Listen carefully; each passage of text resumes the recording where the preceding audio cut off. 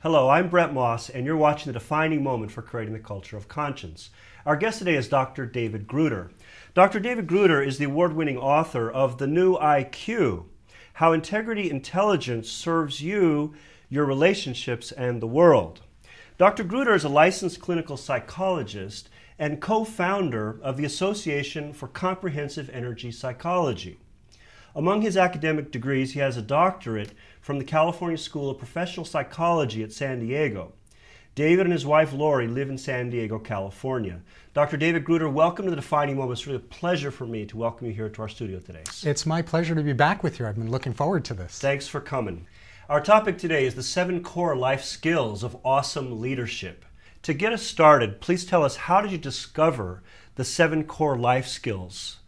It's a great question you're asking, because part of my career has involved studying a certain group of people that I've come to call natural developers. And these are people who intuitively attain what I call integrity-centered life fulfillment, even when they've come from backgrounds that they shouldn't have really known how to do that, really very highly traumatized, dysfunctional backgrounds.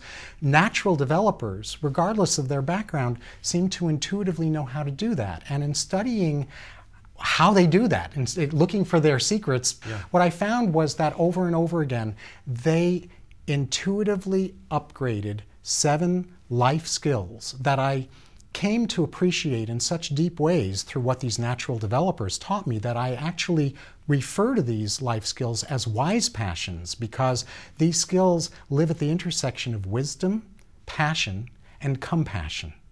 Okay, great. So let's go ahead and look at the first one, which is teachability. Please tell us more about teachability. Teachability is the first of the 7 core life skills in leadership and in living.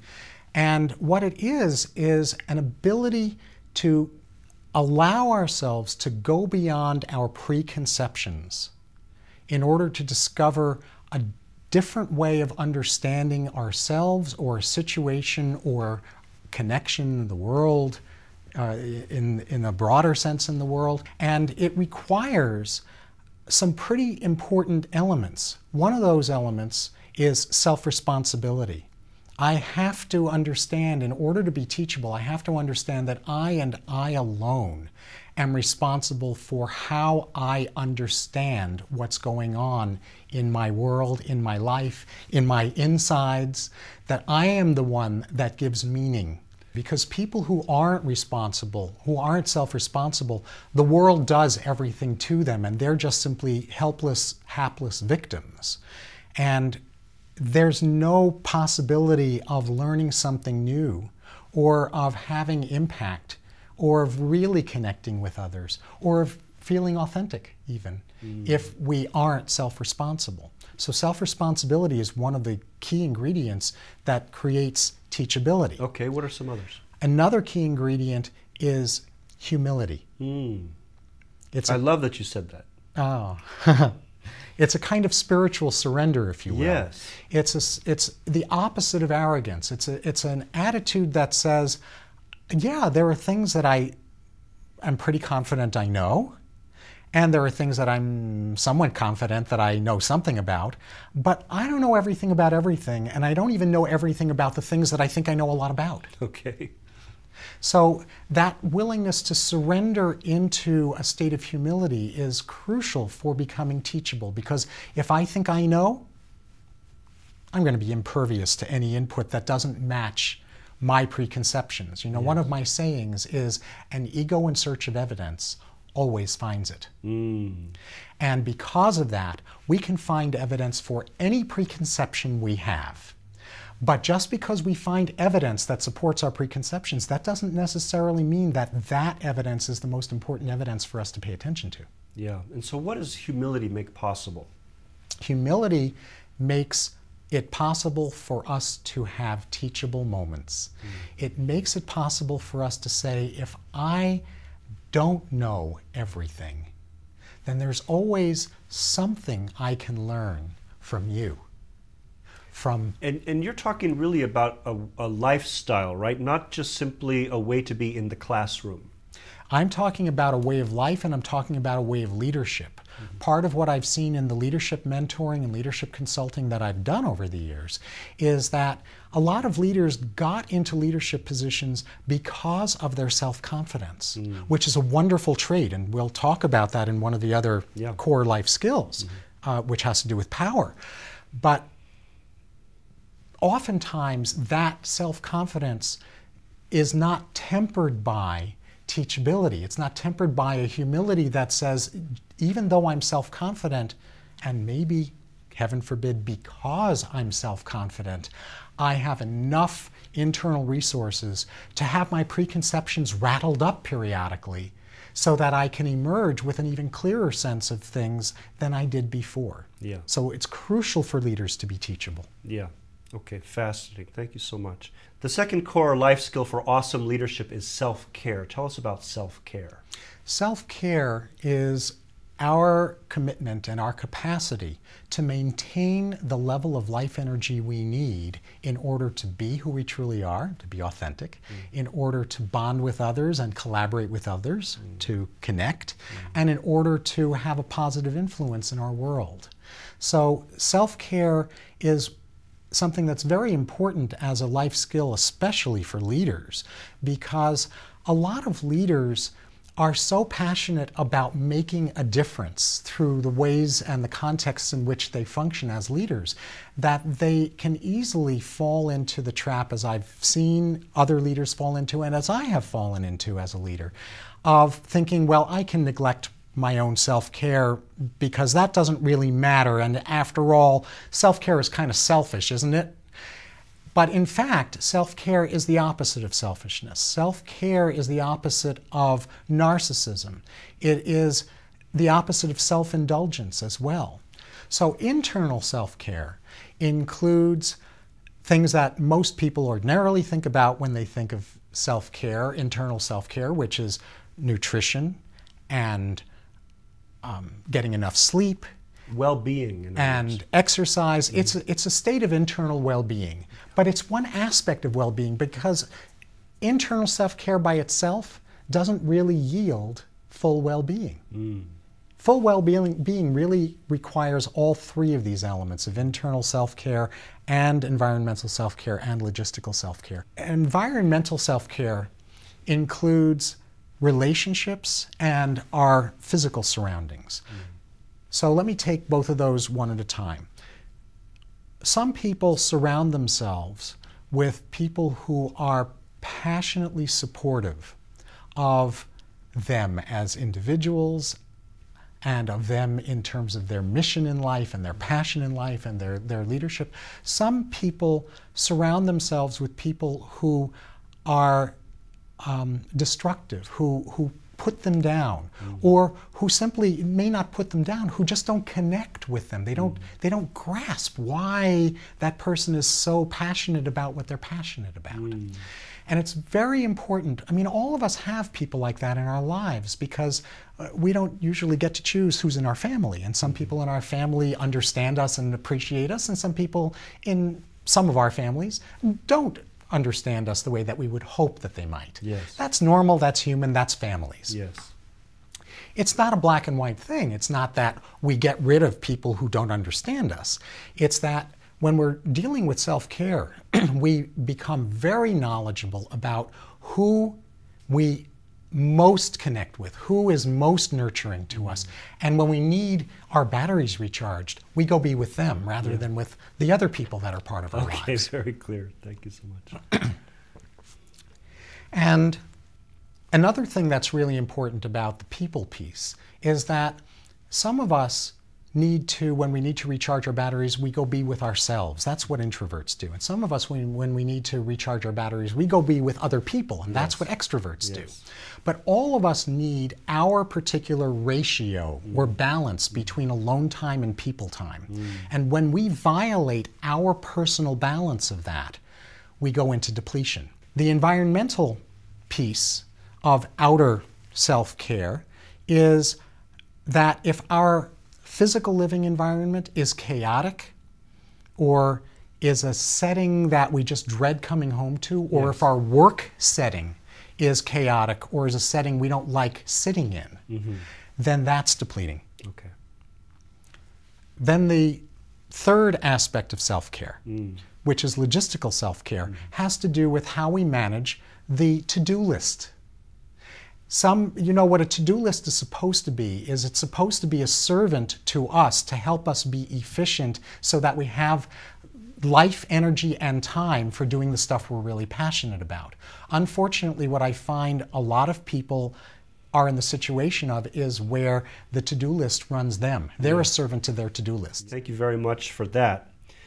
Next is discernment. Tell us more about what you mean by discernment.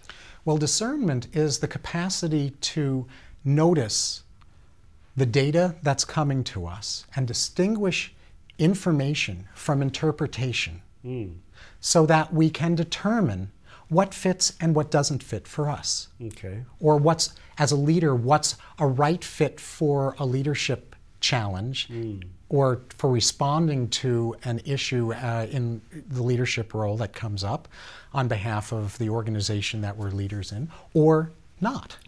There's internal discernment, which is my capacity to recognize my own internal cues, the sensations in my body, the emotions that I'm having, and to just be able to notice rather than judge. To notice, oh, I have tightness in my stomach right now.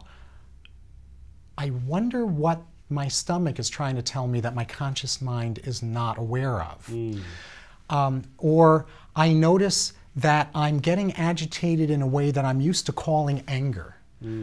Well, anger is my friend. It's a wake-up call. Emotions are cueing devices. They're internal communications devices. The outer discernment piece is that there are some leaders who are overly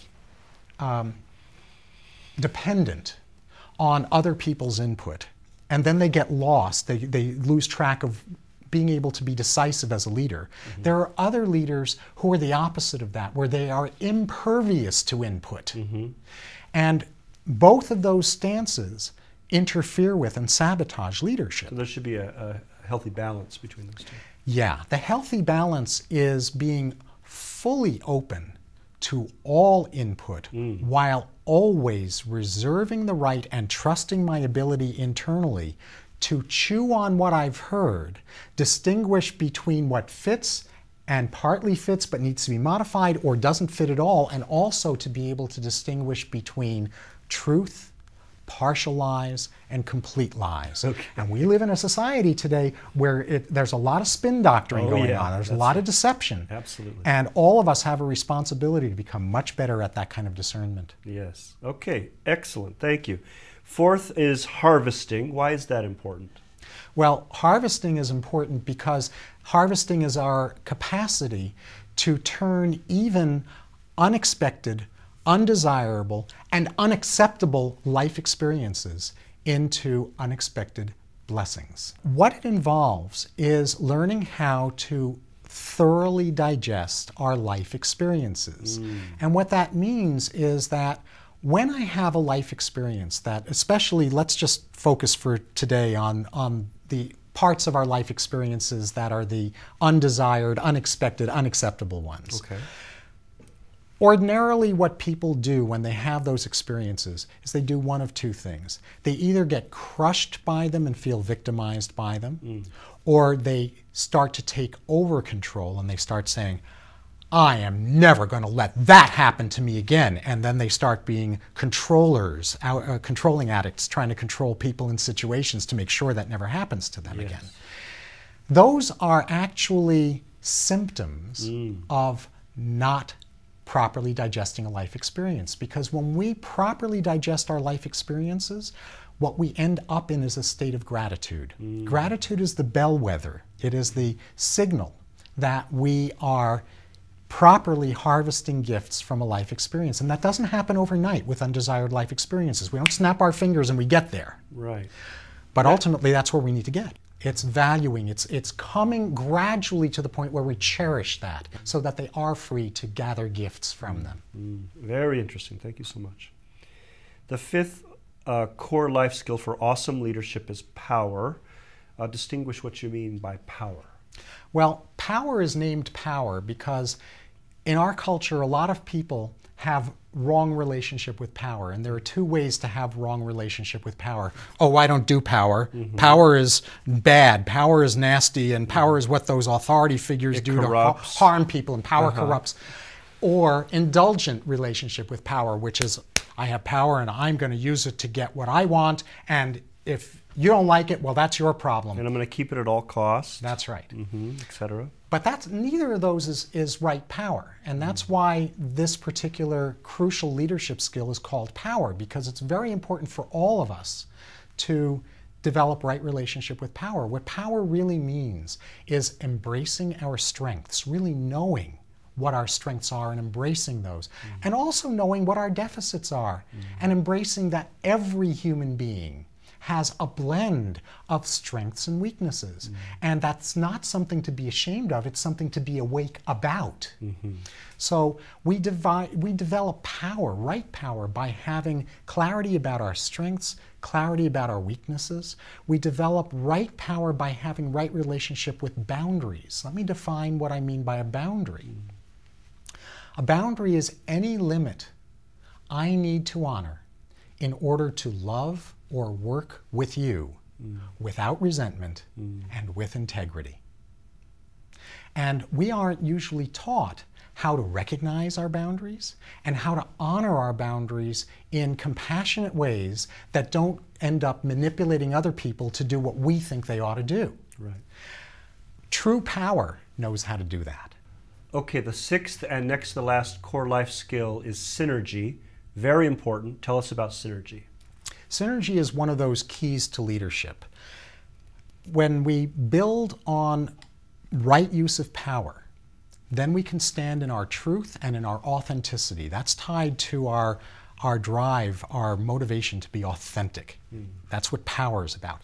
Synergy is about our capacity to really connect with others, which is a very crucial capacity in leadership.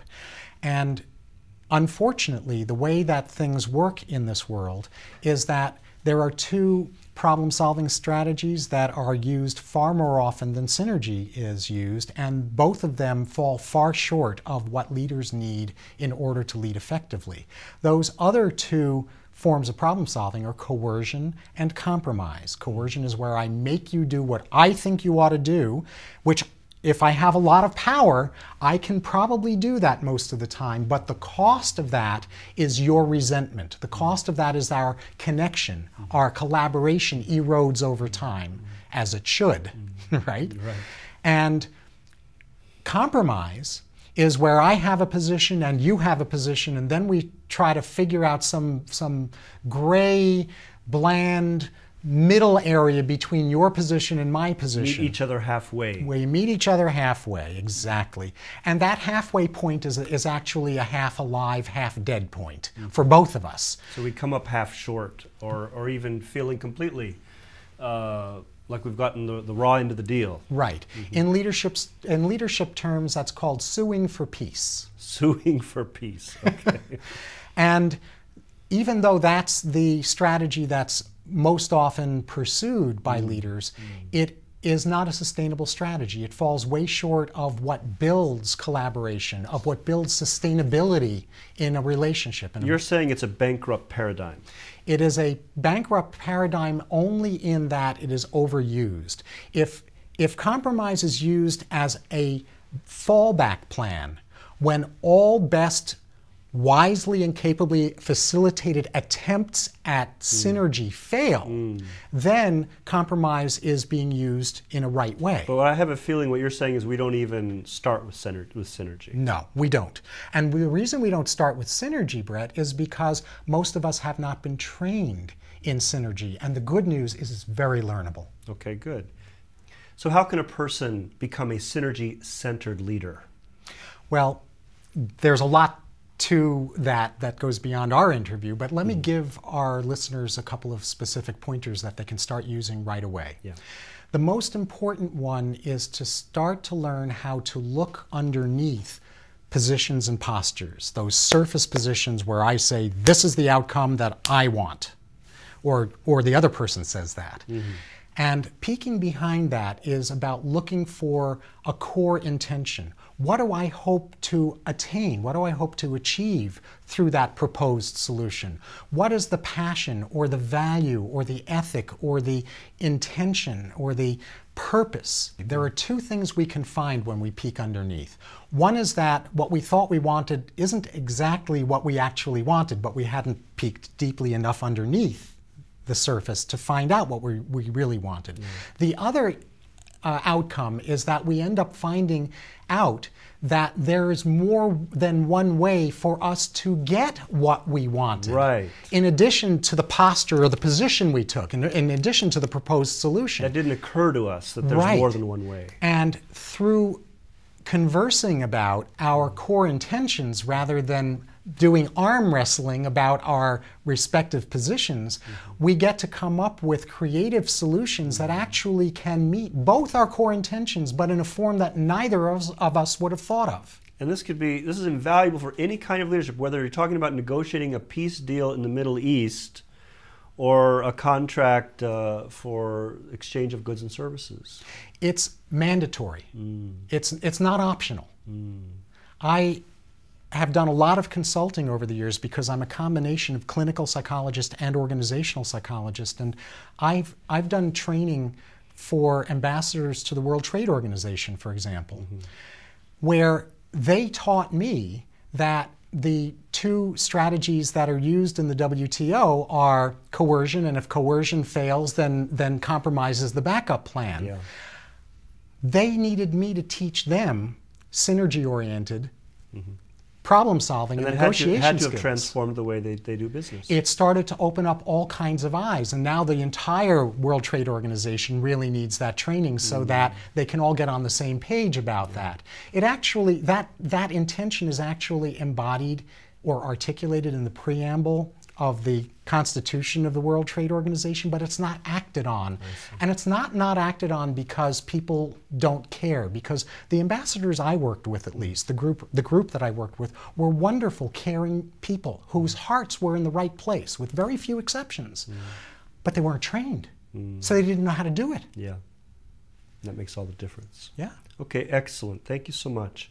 Finally, the seventh core life skill for awesome leadership is stewardship. What is stewardship?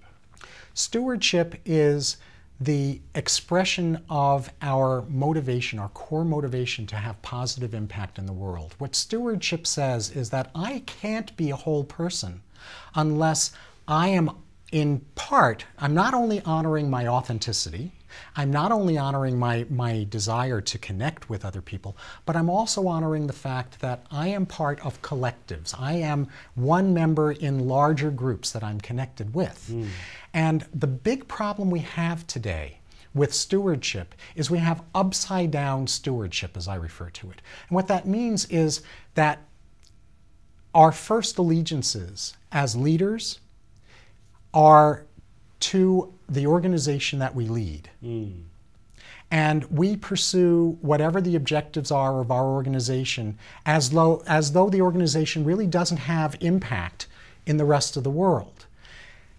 That's upside down. So in concepts like corporate responsibility come into issue there? Very much so. Ethical governance? What's happening that really excites me in the business world today is that a new model of profitability is emerging that the initial research is indicating is actually more profitable than the old model, the greed-oriented model, the model that says financial profit is everything, and it doesn't matter how much we compromise our integrity, our employees, our people, or the environment.